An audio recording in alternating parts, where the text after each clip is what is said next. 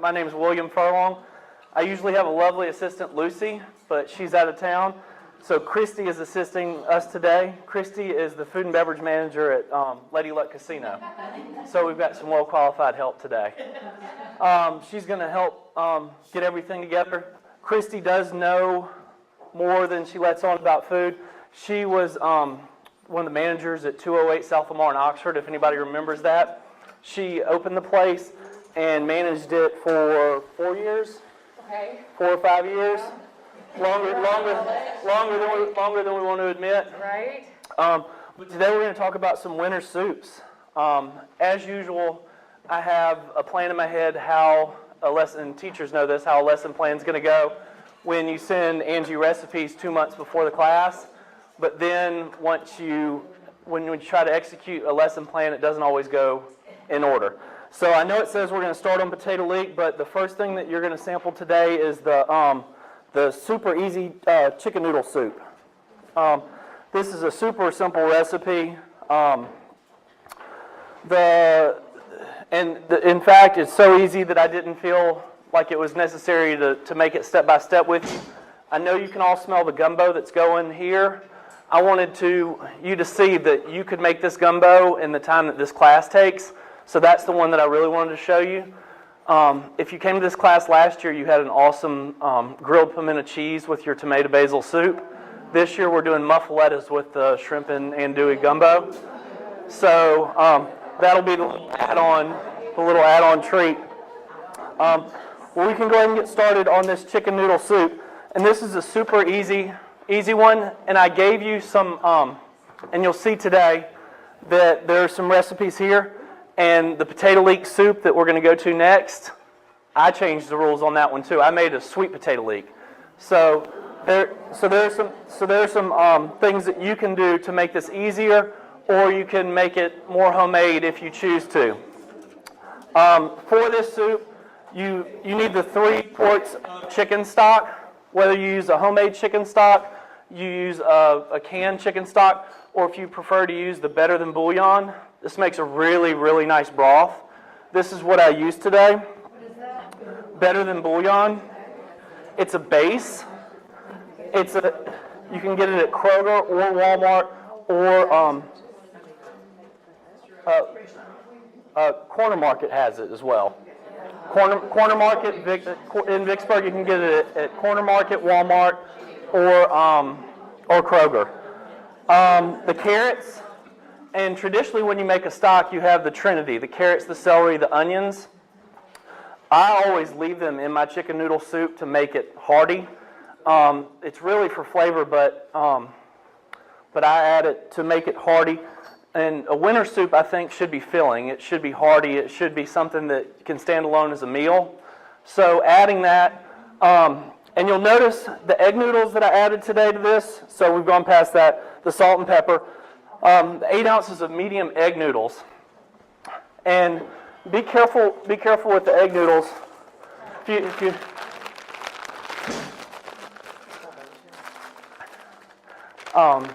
The medium egg noodles, be careful. I use the 8 ounces, but you can tell the egg noodles obviously soak up a good bit of the broth, and if you cook the noodles right before you serve the soup, you're fine. If you let it sit and cool and in the fridge, you'll notice the next morning that your noodles have absorbed all the good liquid from your soup. You can just make a little bit more broth and add to it to thin it out. Be careful with these, or it's a more concentrated bouillon cube. So be careful because there's a pretty good bit of sodium in it. Make sure that you taste your broth before you add it to your soup to make sure you're not over salting it. Go ahead. Sure. Yeah, that's what this is about. Okay, what's the difference between chicken stock and broth? Chicken stock. Chicken stock is you cook a chicken down with carrots, celery, onions. You can add some garlic, things that you'd want. Chicken broth is what you buy in a can. That's just chicken juice, like when they cook chicken in a factory. the remnants of the juice. But if you want to make the broth, there's directions on the top of how to make it, and you can make it as strong or as weak as you'd like. But for $4, this is a really, really good value, considering one of those cans is $1 and one of the quarts is $3 or $4, right? So it's a pretty good value for this. I'm going to help Christy get these plated up so that everybody can have a sample in front of them.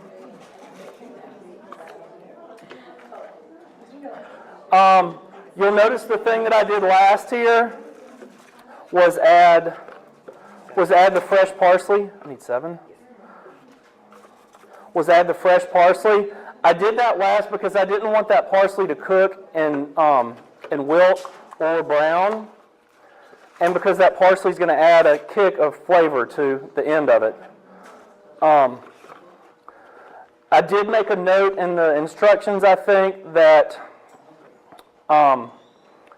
you can use one of the roasted chickens, like at Kroger or Walmart. Usually they have them conveniently placed by the checkout, right at 5 o'clock. So if you don't have time to boil a chicken or roast a chicken, or have the desire to cook it yourself,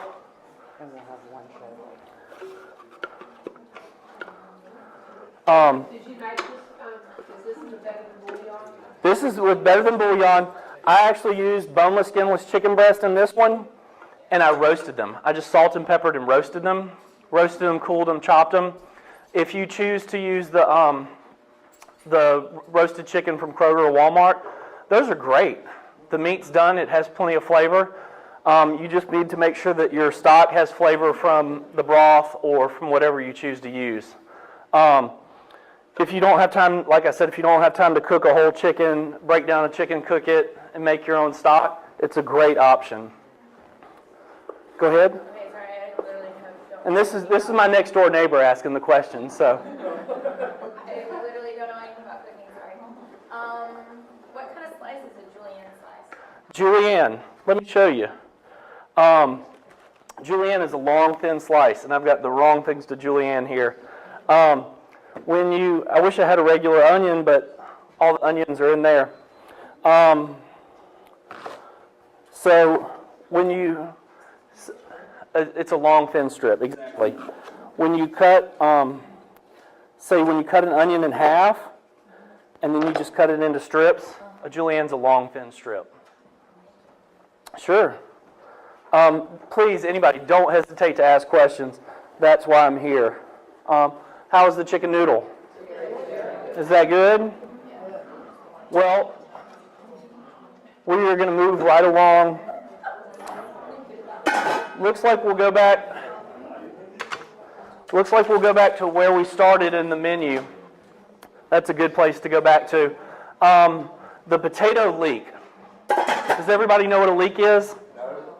A leek is in the family of a green onion. And if I didn't have to show Devin what a julienne was, you would have seen one. It's like a jumbo green onion. And they're available. Usually they're up by the root vegetables, in Kroger and Walmart. They're above the more general produce. But just if you tell somebody I'm looking for those big green onions, chances are they'll know what you're looking for. Potato leek is a pretty famous soup. It's one of the soups that they served at the Ritz-Carlton for the first time. They served it chilled. It's vichyssoise. But what we're having today is going to be warm. Cold soup doesn't do much in Mississippi. Not a lot of people like gazpacho or vichyssoise. Right. See, I saved my green parts to do something else with, and I should have chopped this a little bit taller. So this part, even though you can still flavor things with it, you don't want this in what's going to be your soup. I'll bring the pot around and show you. What you want is like the base or the bottom of the green onions. You know how usually, this is the way that I think of it. What you throw away with the green onion is what you keep with the leek. Right. Most people will discard the bottom of the green onion. They use the top. You use it all the way to the root? Okay. All right. Well, what we... Oh, man. Got a tough crowd today. The important thing with the leek is when you dice your leek or when you cut it into to whatever size you're comfortable with sauteing in the butter, you want to put it, and I brought a bowl today for something else, but what I do, I put them in a bowl and I fill it with water and then let the leeks float to the top, and the sediment that's in the leek will go to the bottom. If you don't do that, you'll have a nice, beautiful, smooth bite of soup, and then you'll get a piece of dirt, and it will ruin your day. It's like a shell in a crab cake. It just ruins your day. So make sure that you rinse the leeks. I usually do it twice. If I have a big enough batch, it's kind of like greens. If you've ever washed greens, you can do it once, and then you see, oh, all that dirt went away. You do it a second time, and there's less dirt, so you know that there's still some there. If you feel like you need to do it a third time, you can usually tell. What I have here, and I've let it cool, and I'm trying to get it back to hot now, but that's the potatoes that I've cooked in I've started with the butter, sauteed my leeks, the bottom of my leeks. From there, I added the potatoes, the stock, and what does the recipe say? Heavy cream or milk? Heavy cream. Yeah. Well, the buttermilk we're going to add in after we heat it. What I'm about to do, you see there's still chunks of potatoes here. What I'm about to do is use this stick emulsifier, and we're going to puree this until smooth. What you had there, we count 2 kinds of soups in the restaurant. There are what's called a rustic soup that has chunks of things in it, like your egg drop soup, your chicken noodle soup that you just had there. And then there's a kind of a finished soup, something that's pureed and smooth. And I'm stirring this. If anybody's looking ahead to see the recipe for the gumbo, we've got the onions and the celery and the bell pepper and the garlic sauteing in the oil now. Okay, well, I'm going to try not to make a mess, but I'm also going to try to get around and show you what I'm doing.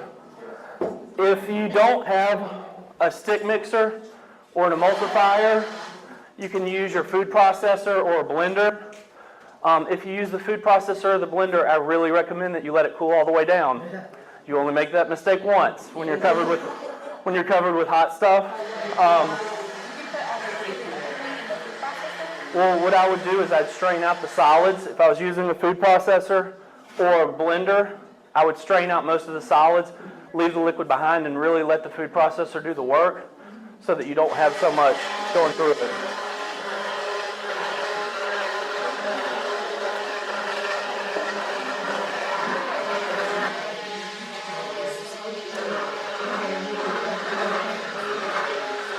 Can you smell all that? Smell all the goodness there? Oh, the goodness.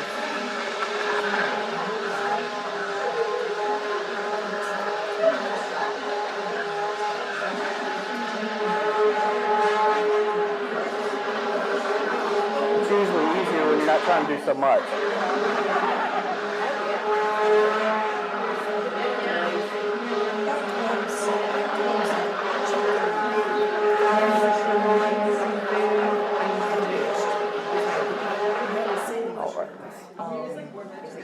Oops, excuse me. Sorry. All right. So we want to get it to as smooth as possible.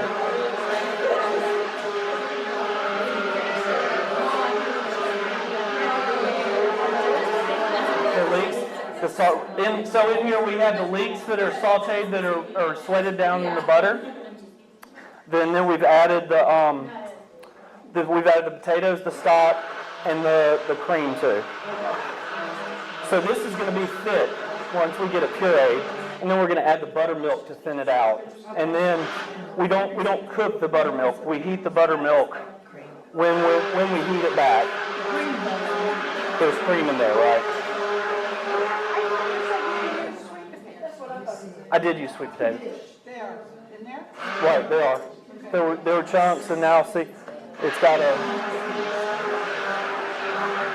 Now the Yukon Gold is a good buttery potato, but you don't have to use the Yukon Gold. That's why I used a sweet potato, so that you would know that you could do any variation of potato that you like. If you prefer a red potato, what you do need to do is make sure that you peel them. I wouldn't try to cook it with the peel on. No, ma'am. No, ma'am. But I do cook them in here.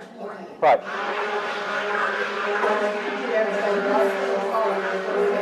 Ma'am?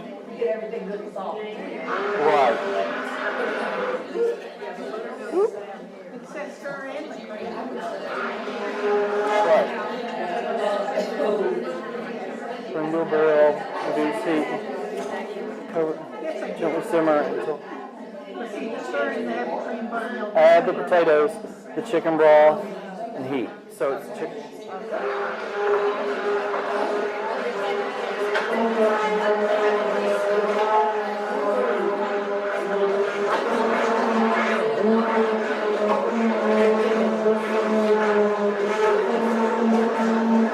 All right, so we've got it to pretty smooth here. I'm going to put it back on this heat, and as I add the cream and the buttermilk, I'm going to continue to puree.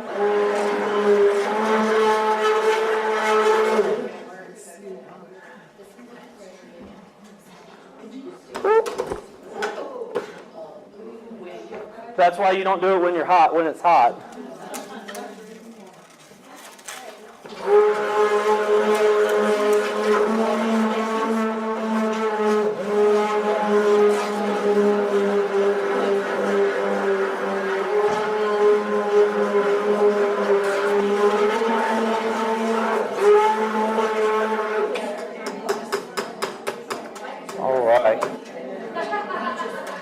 So did everybody get the gist of that? Uh-oh. You need one more?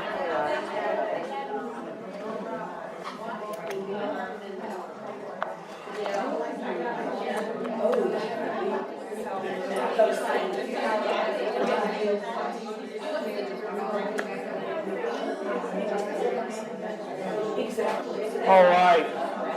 So we're adding our milk and our buttermilk.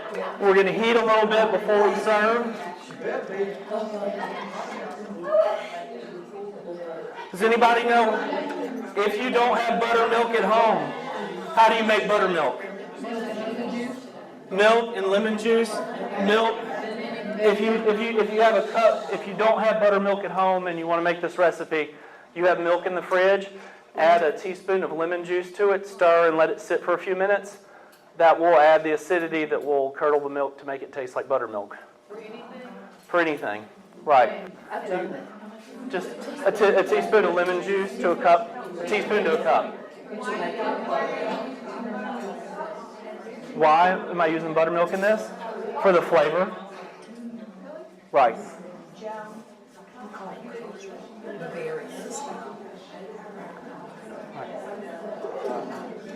Oops, sorry. Oh.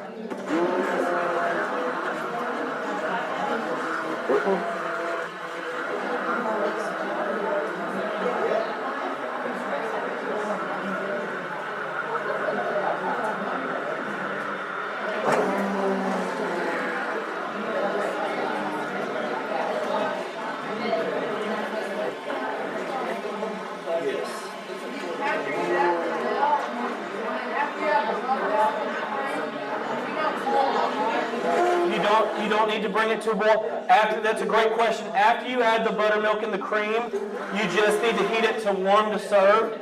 If you boil it or let it boil too much, the cream can separate, and you'll have what you saw on the top of the pot the last time. It'll separate. If you emulsify it a little bit more, chances are it'll come back together. When you reheat it, you can just add a little cream to it. That should help bring it back together. So the tops of the leeks that I saved today, I'm going to use to garnish the soup. Another garnish, some people on top of this like to pour a little heavy cream on top or creme fraiche, if you have some creme fraiche. Just anything just to make it pretty. I think in the recipe I said snip some chives. Anything that you want to use or you have, if you have some parsley or anything to garnish the top of it, so that it just doesn't look like a bowl of thinned out baby food. It won't taste like thinned out baby food. It will taste delicious, I promise. But you want just a little garnish on top, so that you don't think that's what you have. Any questions about the potato leek?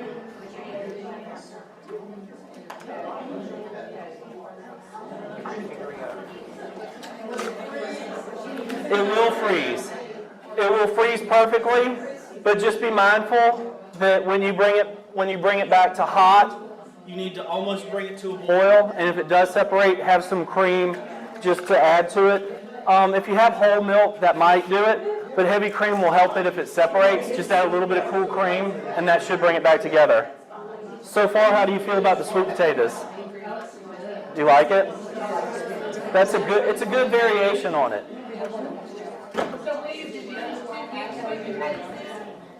I used several big sweet potatoes for this one, and the sweet potatoes, like I said, with any kind of potato that you choose to use, just make sure that you peel it, because even when you puree it, you will not get the peel. Go ahead, question. Do you have to boil them or can you peel them? Peel them before you add them in. I know, but do you have to boil them in order to get them peeled? No, I don't. I peel them raw. I peel all the potatoes raw. Yeah.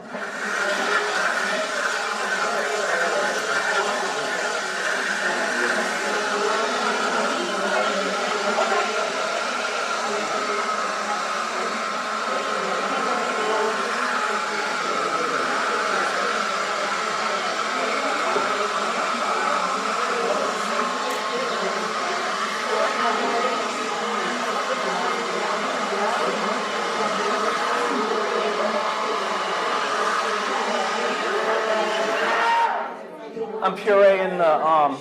I'm moving on to the asparagus. Okay. I'm gonna let this heat, and as I heat it, I'm gonna melt the Gouda into it. So.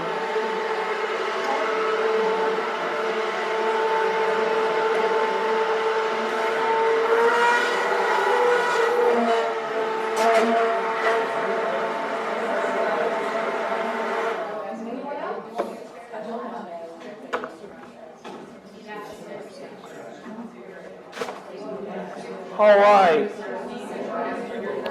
So while I'm heating the asparagus, I'm gonna start working on this gumbo so that we're ready, and this will be the gumbo will be our fourth and final soup that we'll serve with the muffaletta. And what I have in this pot are the onions, the bell peppers, the celery that have cooked down.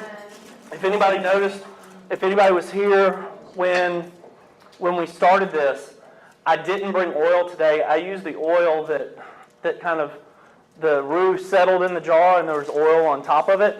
I used that oil to saute my vegetables because it has the roux flavor and it will add the flavor to the gumbo. It's Carrie's dark roux. There are different brands. I prefer the dark roux to the light roux. There are several ways to make a roux if you have time. If you have time to stir and make a roux, you can do it in a heavy skillet or a heavy pot. It's just you can find this at Walmart or Kroger. Carrie's at Walmart and Kroger. Karys. At Walmart, it is the New Orleans-y section is in the strange spot. It's in between the Mexican foods and kind of the pastas, I guess. Kind of it's in a fun. in Kroger, it's on the ethnic aisle across from like the mayonnaise in the New Orleansy section. So what I've got my veggies hot, and the hot veggies, that's a trick, right? I'm going to add this roux. Use the other side of my spoon. I'm going to add this roux to these veggies that are hot. It is thick. I store it in the refrigerator after I open it, per the instructions.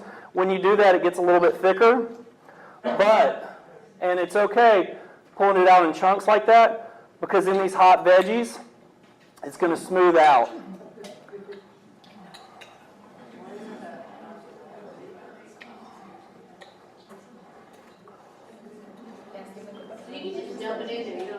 Right. I'm telling all my secrets now. You're not using the whole jar. No, ma'am. Okay. In the recipe that you have, I think I have 1 cup of roux, and I'm trying to get 2 cups of roux out of here. Is my goal. So I've really doubled up on this.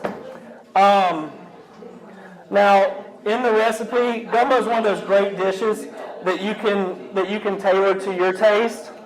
If you like okra, you can add okra. If you like it spicy, you can add more hot sauce. Or sometimes I add Rotel tomatoes to it to add spice. I'm going to let the shrimp and the andouille kind of stand on their own for this one for you. But just so you know, gumbo, there may be one winner at the gumbo cook-off, but everybody's gumbo is different. So you see those clumps. I'm just stirring those clumps into my veggies that are sauteed, and you can smell that. You can smell that and kind of tell. It will melt and it'll make a paste. You do want to get all the clumps out, and you don't want to taste the roux. You don't want to say, "Ooh, well, that might be good," and put a taste of it in your mouth from the jar. It's not delicious. Ask me how I know. I tried it, and I just had to excuse myself. Get the whiff of that. So all we have there so far are our veggies sauteed and our roux that we're loosening up. So to this, I'm going to add. Usually I would dissolve my base in water before I add it, just so that I would know how strong I have it. But for this one, I'm just going to add the water just to keep the paste going here, and add my base to that and stir it in, since we're getting the roux mixed in anyway. Which one is that? Chicken stock? This is beef. I use beef for this one. I also add to this one, since we're doing shrimp, anytime I have seafood or shrimp, if you want to do shrimp or crab in your gumbo, I use the seafood stock. That'll give you some seafood flavor. Walmart or Kroger, Corner Market, is the better than bouillon beef. And the seafood stock. I'm going to add the andouille in just a minute, but I always add the shrimp very last, usually right before I serve, so that the shrimp don't get overcooked. If I'm going to go to the expense of putting crab meat in my gumbo, I'm certainly not going to dump a $30 can of crab meat into a big pot. I'm going to put lumps of crab meat in the bowl before I pour the gumbo over it, so that you know every bowl has 2 or 3 big lumps of crab meat in it, and it doesn't just shred in your pot. So I would add the shrimp very last, just so they don't overcook, just so that they're tender. The flavor comes off the shrimp into the gumbo. But crab meat, if I want crab flavor in my gumbo, I buy the frozen, they're just called gumbo crabs. They have them in the freezer section at Kroger and at Walmart here. You can add them to them and then just pull them out before you serve. In South Louisiana, we pick the crabs when we eat our gumbo. That's just part of it. But I certainly wouldn't dump a $30 can of crab meat in a big pot. If anybody would like to see this, I'll just leave this back here. We can show it to you. So Now this is going, we've got our roux and our bouillon. Now, your recipe doesn't say you put bouillon. It's a broth. It just says a fish broth or chicken stock. Right. I use beef. But you use fish also. Right. Because I don't have pork base. I wanted the beef flavor, and I used the seafood stock because I have shrimp. But there's no rule. Whatever flavor you prefer, if you prefer your flavor more seafoody, use all seafood stock. If you prefer it more of you want the roux flavor, use more beef. Will you put some hot water in that and shit? Yes, this was seafood stock. Yeah. All right. So now that all that's in there, the amount of roux that you add will directly result in how thick your gumbo is. Some people like, what do you call it, dishwater gumbo, to where it's thin and it's, I call it more soupy. Or some people prefer a more rich, thicker gumbo. What we're going to have here is going to be a thicker gumbo. Can you add more roux at this point? Or Sure, you can. But what I would do if I was adding it at this point, I would heat it separately. Put some in a little container, put it in the microwave, heat it up, kind of just 30 seconds, zap it for 30 seconds, soften it with a fork, and then put it in there. You don't want to get a bite of roux in your gumbo. You don't want to do that. Is everybody familiar with how to make roux in the microwave? It's roux in the microwave is much easier than roux. Roux in the microwave is much easier than roux on the stovetop. I use a big Pyrex mixing bowl, and equal parts oil and flour. You zap it for a minute, stir it with a metal whisk, zap it for another minute, stir it with a metal whisk. Equal parts flour and oil. Nuke it for a minute, stir it, nuke it for a minute. And the advice with that is make sure that you have a good Pyrex dish, and make sure you have a good metal whisk or spoon to stir it with. Don't try to do it with plastic. I've learned that the hard way. Even a silicone, your roux will take probably about 10 minutes, depending on the quantity that you do. But when you stir it, give it a minute to see, because that flour is cooking. And if you go too far and your roux gets too brown, you'll have a burnt flavor. Don't try to use it. Don't try to salvage it if you burn the roux. Just get rid of it and start over. when you say oil, you want butter? Oil, vegetable oil. Equal parts vegetable oil and flour. And it can be any kind of flour that you have, all-purpose, self-rising. The flour doesn't matter. Just vegetable oil, equal parts vegetable oil and flour. Nuke and stir. 10 minutes is usually, depending on how much you're doing and how powerful your microwave is, it may take longer. But if you get past 10 minutes, I would do like a 30-second and stir past 10 minutes, because if you go too far, then you have to start all over, which, that's double work. I use full power. Oh yeah, everything that I zap, it's all full power. Full power? Yeah. Full. Well, so you saw that I pureed the asparagus and the bisque. I'm going to get this Gouda chopped up and melted in it so that we can serve that while our gumbo is finishing. Does anybody have any questions about the asparagus soup? It's going to melt, right? I used a Maybud. Yes, please. I used a Maybud Gouda. And I prefer a smoked Gouda in this. It gives it a good flavor, that smoky flavor. This is one that I would serve, a soup that I would serve with a grilled cheese or a grilled pimento cheese instead of tomato soup. And I didn't want to do that sandwich again for those that came last year.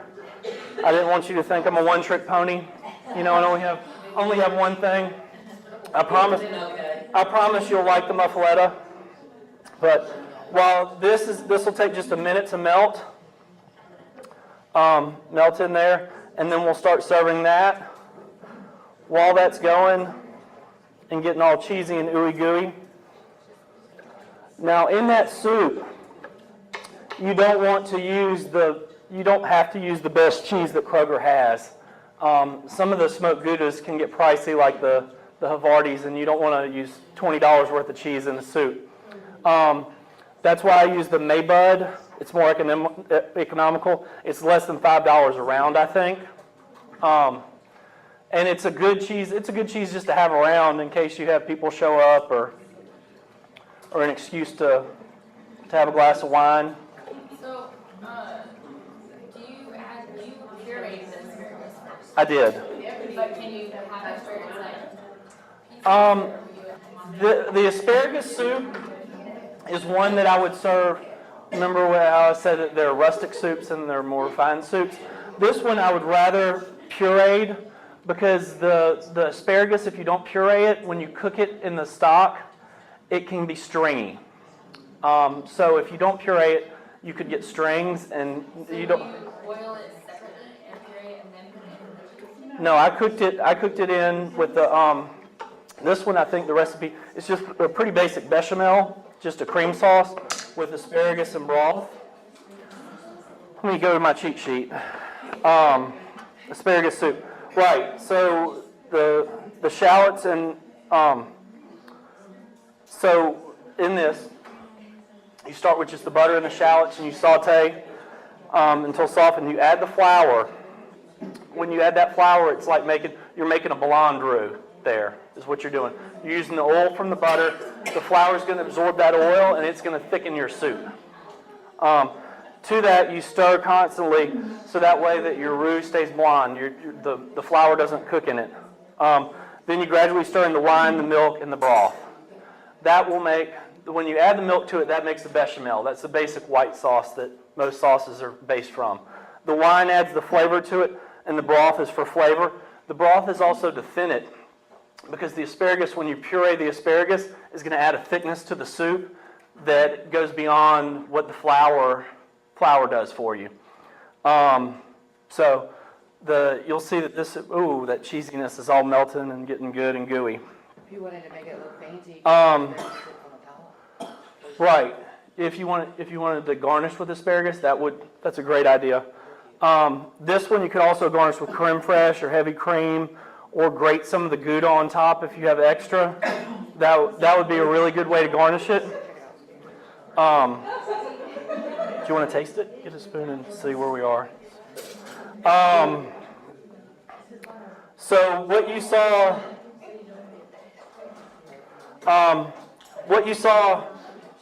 me do, I pureed it before I added the cheese, and I added the cream before I did that. That was for classroom purposes, because I had to cook the asparagus and then transport it, and I didn't want my pot to be this full knowing that I had to go up that hill. So if you said, well, you didn't do it in order, it's because of that hill. And I learned this lesson the first time I taught this workshop, that all my pots were full of soup for the class, and then they weren't when I got to the class. So it's good? All right. Well, Chris, what's that? You should have special parking. Well, it doesn't matter where you park, it's how you have to come in. Unless you break the rules and come in the outdoor, going up that hill when you got... How big were your pieces of asparagus? Now, I wish I had it to show you. Asparagus, everybody knows that everybody's different. Some people don't like the tips of asparagus. Some people only like the tips of asparagus. If you want to say this is the asparagus, before I get started, I cut off that bottom probably quarter. The bottom quarter of the asparagus, it's the stalk, and it's mealy, and it's stringy. And if you add that to your soup and you don't get it pureed well enough, it really will make your soup stringy and mealy. You want to get rid of that. You just want to use the fresh top part of the asparagus, so the top 3/4, depending on the size. Now, sometimes the asparagus are pencils, and sometimes they're Mondo ones. So just use your judgment about how much to take off. That's a good step. I I usually leave it bundled up and just go chop. I do use the tips. The only thing that I discard are the stems, the thick, right. Say the bottom quarter usually. How is that asparagus soup, everybody? It's good. I've got a little bit more in this pot. If anybody feels like they got shortchanged, I can get you a little bit more. All right. Christy is bringing around muffalettas, and to the kindness of one of my good friends, Debbie Hayworth, it has olive salad on it from Central Grocery in New Orleans. So I hope you all really enjoy this. The muffalettas, I use in the olive salad. There's some really good olive oil on top. I paint both sides of the bread. I use the Italian loaf from Walmart, and just slice it lengthwise. I use some good smoked ham or honey cured ham, whatever you have or you prefer. Swiss, provolone, and some Genoa salami. Then I top it with the olive salad and then just put the lid back on. Christy's bringing around some for you to try. If you have questions about that, I'm happy to answer. Otherwise, I'm going to keep chopping on this parsley for our gumbo, and we'll have gumbo in front of you in just a second.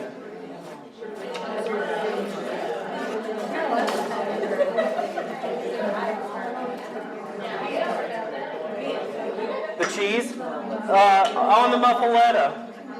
On your muffaletta, like I showed you, I just used the Italian loaf from Walmart, and you can buy olive salad or make olive salad. They have the olive salad at Walmart in the New Orleans-y section and at Kroger. In Kroger, it's all the way to the left, and you know the New Orleans section goes around on the end cap. So make sure that you look on the end cap if it's not in that section. They have that by the crab boil and the fish fry, and that kind of on the end by the mayonnaise and the ranch. Does this have Central Grocery Store? No, this has olive salad from Central Grocery. They don't have that brand. They have another brand. They have another, and I used it. Sorry, but 28 people got to enjoy it. It has good smoked ham on it. You don't have to buy it from the deli section. You don't have to have it sliced. You can buy the good packaged ham. But it's best if you use good meat on the sandwich. Ham, Genoa salami, Swiss, and provolone. I slice the loaf. I paint both sides with the olive oil from the olive salad. Then I do meat, cheese, and then olive salad. You like that, don't you? You're not waiting for the gumbo to dip it in?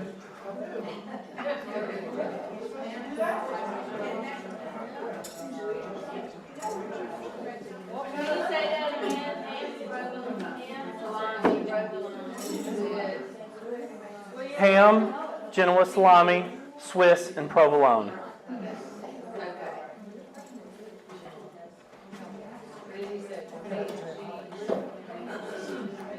I stack it meat, cheese, olive salad, then put the lid back on. I told you.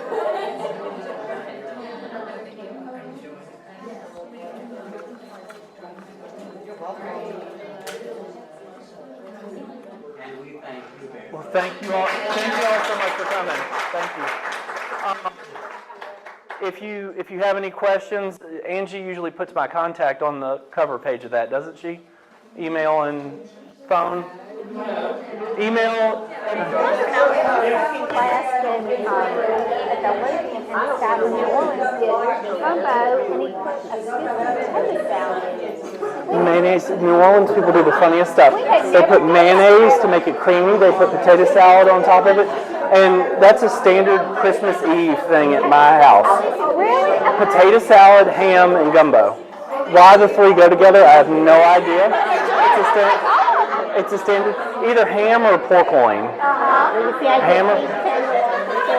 Potato salad. Well, that may be more of a Cajun thing than a New Orleans thing, but it was usually pork loin, potato salad, and gumbo. Wow. And I guess it's something the kids would eat and something the adults, I don't know. It was very good, but I've never had like the gumbo with a compliment. Which, that's fine. Well, thank you so much. Thank you.